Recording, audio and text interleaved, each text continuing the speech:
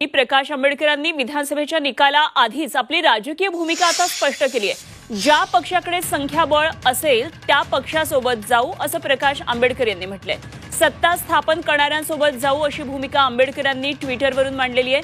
आंबेडकरांनी आपली भूमिका मांडलेली आहे आणि आपली भूमिका त्यांनी स्पष्ट केलेली आहे। ज्यांच्याकडे संख्याबळ अधिक असेल सत्ता स्थापन करणाऱ्यांसोबत जाऊ अशी भूमिका आंबेडकरांनी मांडली। काय नेमकं त्यांनी ट्विट करून म्हटलं एकदा आपण पाहूया।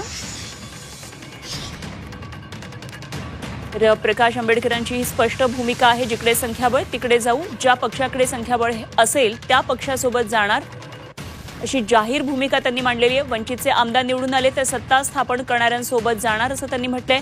आमचा पक्ष हा सत्तेत राहणं पसंत करेल, जो सत्तेत असेल त्यांच्यासोबत जाणार असल्याचं त्यांनी म्हटलेलं आहे।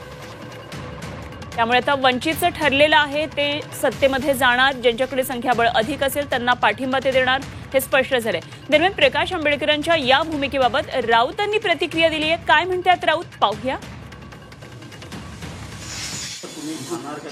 बघा, प्रकाश आंबेडकर हे एक लोकशाही मानणारे नेते आहेत। त्यांचे जर 50-60 आमदार निवडून येत असतील आणि गरज लागली 50-60 आमदारांची तर आम्ही नक्की, आणि महाराष्ट्राचे महत्त्वाचे नेते आहेत ते प्रकाश आंबेडकर साहेब, आम्ही नक्की त्यांचा विचार करू। काय विचार करायचा नाही?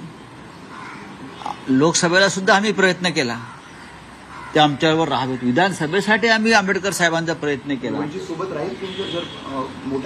नाही, त्यांचंच म्हणणं आहे की ज्यांची सत्ता आहे त्यांच्यावर राहणार। आमची सत्ता येते, त्याच्यामुळे आंबेडकर साहेब आमच्याबरोबर नक्की राहतील।